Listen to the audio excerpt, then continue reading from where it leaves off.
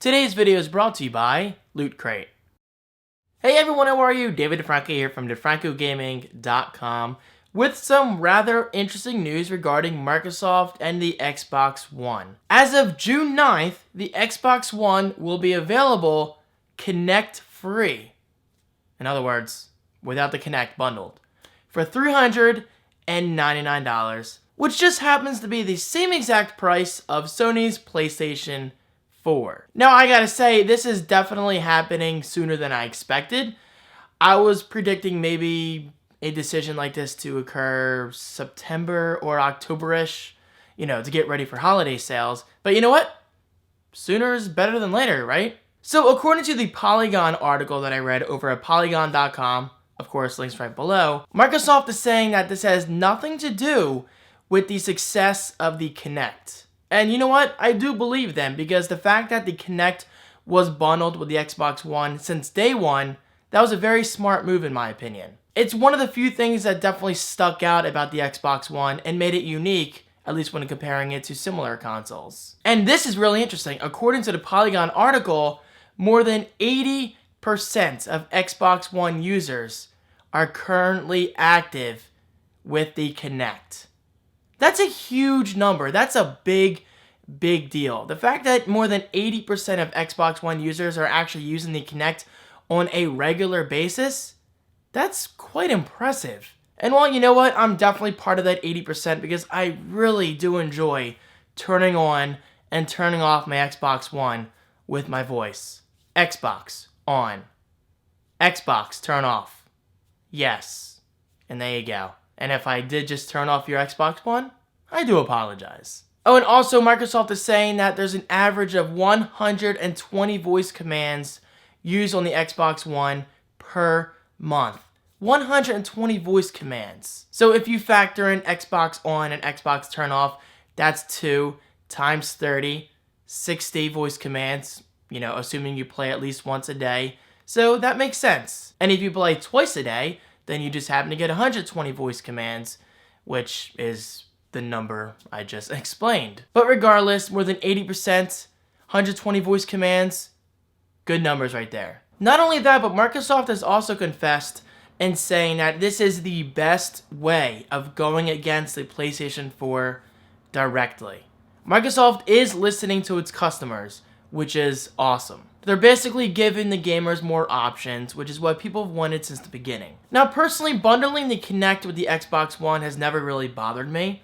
Like I said in the beginning of this video, I think it's a great feature, and I think it makes the Xbox One stand out against its competition. But there are obviously people out there with security concerns. People don't like the fact that Microsoft is spying on its users when they're not really spying. The term spying is so overused. We live in a world where we check into places on Foursquare. We live in a world where your phone is always listening if you're on Android. We live in a world where we tell Siri personal information about our contacts. We live in a world where we meet perfectly good strangers on sites like YouTube. You see what I'm saying? This whole privacy concern thing I think is way overblown. But you know what? That's just me. I'm a very open-ended person, and I don't mind sharing my life with others. But regardless, there are people out there who are not like me, and I can 100% respect that, and obviously Microsoft sees that as well. So, bravo Microsoft for listening. So is this a smart move? Is debundling, if that's a word, the Kinect from the Xbox One a good thing? In my opinion, yes, I think it is a very smart move. I mean, obviously I'm in full support for the Kinect, and it doesn't bother me whatsoever.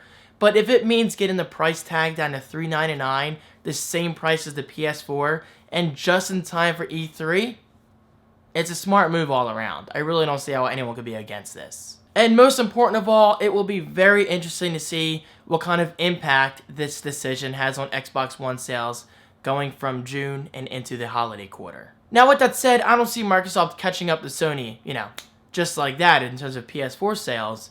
But still, I think this will have a very positive impact on sales, and I think Microsoft is making the right decision. So, what do you think? Comment with your thoughts right below, and as always, please, for the love of God, do not turn this into a console war. There's no need to choose just one. I prefer Xbox One, PlayStation 4, Wii U, gaming on my Mac here and there in rare occurrences, and even gaming on my PC when I used to, but I will be getting a gaming rig again one day. But that's just my point. Why limit yourself to one console? Let's have a mature conversation and let me know what you think about Microsoft's recent decision. I'm not trying to sound condescending when I say all that, but you guys gotta understand, there's a very small percentage of people who takes this whole gaming thing a little too seriously, and for some reason they think choosing one console over the other makes them a better person, when it really doesn't. All consoles are great, so let's talk about them. Let's get a good conversation going right below. So guys, that is it for today's video. Thank you so much for watching. Thank you for your continued support, and I will see you in tomorrow's video, which might be about the Xbox One again, because there's a lot of good news coming out from Redmond lately, so it's all around good stuff. So thanks again for watching, and enjoy this quick clip regarding Loot Crate. Alright, let's talk about today's sponsor, and that is Loot Crate. Loot Crate is a monthly gamer and geek subscription service that is filled with handpicked items based on a monthly theme. From gadgets to snacks, Loot Crate has quickly become one of my new favorite services. And yes, I know exactly what you're thinking. Loot Crate is international. So join the club by going to lootcrate.com/David. That link is right below for your convenience, and don't forget to use my discount code to Franco, DIFRANCO, to save in your order.